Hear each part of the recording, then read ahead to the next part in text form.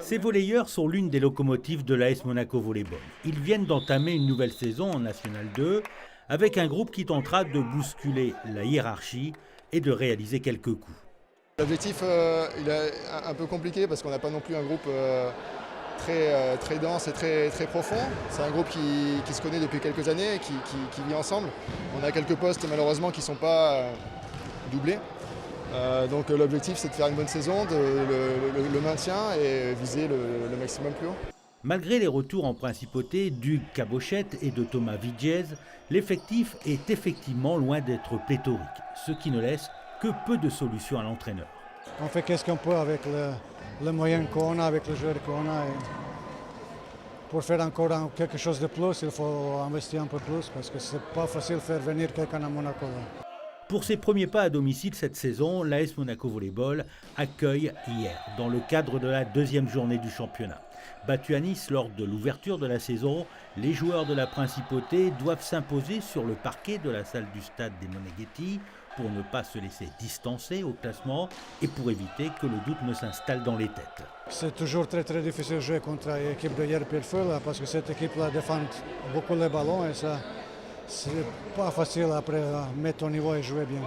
Dans le premier set, les Monégasques prennent l'avantage, mais l'écart de +2 n'est pas suffisant. Les Varois reviennent pour remporter ce premier set 25-23. Dans le deuxième set, Monaco prend rapidement les devants. Avant de creuser l'écart à +13, l'ASM n'est jamais inquiété dans cette deuxième manche et s'impose 25-12 en 25 minutes. Les deux équipes sont proches l'une de l'autre au niveau du jeu. Hier remporte le troisième set 25-19.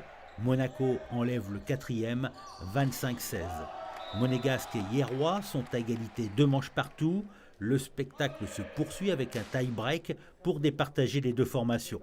Monaco domine les débats, mais l'écart ne dépasse pas les 1 point. Les joueurs de la Principauté connaissent ensuite une baisse de régime et voient les Varois revenir à 10-10. C'était un peu dur parce que même il y a un joueur qui s'est un peu pseudo-blessé, donc il y a eu un petit moment de latence comme ça, on ne savait pas trop où on était. Il fallut qu'on en remette un petit coup. Heureusement, on a su le faire au bon moment et gagner le match à la fin. Ouais. C'est un peu dur parce qu'on se dit, on avait la victoire en poche et elle est en train de nous échapper. Donc c'est quand on a ce sentiment qu'il faut justement réagir le plus vite possible pour que ce sentiment dure le moins longtemps possible et à arriver à renverser la tendance simplement. Et Monaco renverse la situation. Les Monégasques enlèvent le tie-break 15-13 et décrochent ainsi une victoire précieuse. On allait la chercher ensemble, c'était pas facile. Une équipe bien soudée en face qui défendait vraiment bien, qui lâchait rien. Donc les écarts là, sur le premier set, on n'a rien lâché après, on fait un bon deuxième set.